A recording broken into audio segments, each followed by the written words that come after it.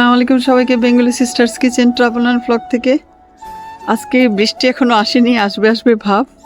তো সে গাছের পাতা কিছু কেটে ফেলে দিচ্ছে, আমাদের এই গর্তগুলোকে ভরতেছে, যেগুলো যেগুলো লাগবে না আমাদের, শক্ত হয়ে গেছে পাতাগুলো ফেলে দিচ্ছে। মাশাল্লাহ করে আমাদের বাংলাদেশি লাউ ধরেছে, আমরা একটা খেয়েছি, সবাইকে দিয়েছি। দেখা যাক যদি এগুলো হয়, ইনশাল্লাহ খেতে পারবো আবার সবাই।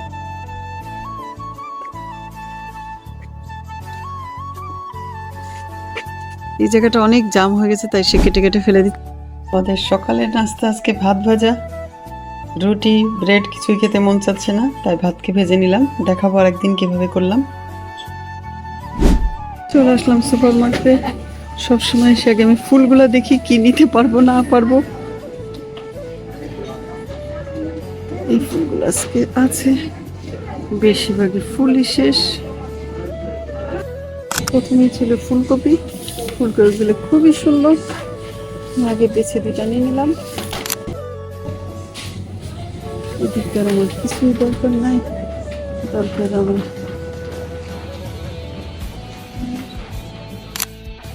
ছিল ব্রেড, দরকার ব্রেড নিয়ে নিলাম।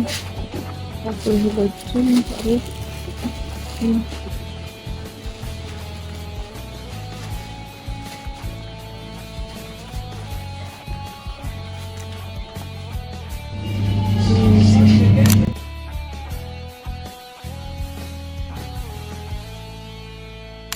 নিয়ে ফেললাম চিকেন স্টির, দেখাচ্ছি কিভাবে বানালাম।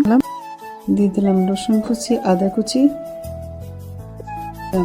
চা চামচ পরিমাণ ডার্ক সয়া সস, দিলাম লাইট সয়া সস, দিয়ে দিচ্ছি কর্নফ্লাওয়ার। এটাকে এখন ভালো করে মাখিয়ে নেব। দিয়ে দিচ্ছি রেগুলার তেল,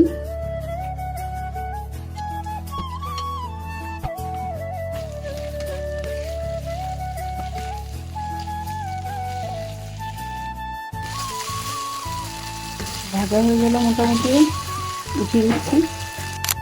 সবজিগুলো কেটে ফুলকপি, ক্যাপসিকাম, গাজর আর লাল পেঁয়াজটা, চাইলে আপনারা অন্যরকম সবজিও অ্যাড করতে পারেন, ব্রোকলি অথবা অন্য কিছু। আমি এটা কেটে নিলাম। এখন দেখাচ্ছি যে মিক্সটা বানাবো। দিচ্ছি ডার্ক সয়া সস, দিয়ে দিচ্ছি লাইট সয়া সস, দিচ্ছি সিরাচা, দিয়ে দিচ্ছি কর্নফ্লাওয়ার,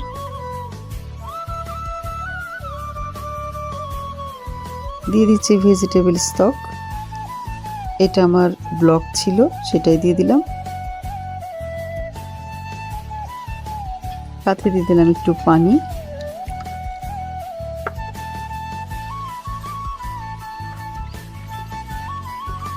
ভালো করে মিক্সড করে নিলাম। গোছগুলো উঠিয়ে নিয়েছিলাম যে তেলটা, তাতেই দিয়ে দিলাম আমি সবজিগুলো।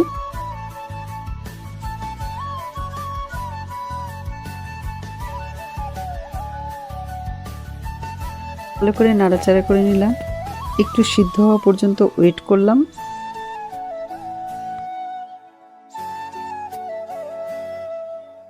দেখতে বেশ ভালো লাগছিল।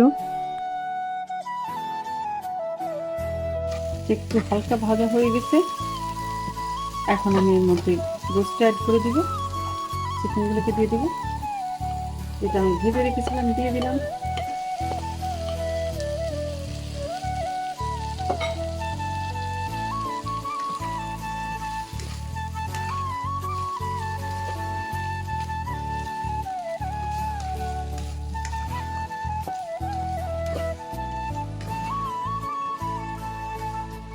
দেখতে পাচ্ছেন কালারটা খুবই সুন্দর হয়েছে, সবগুলো মিলানো।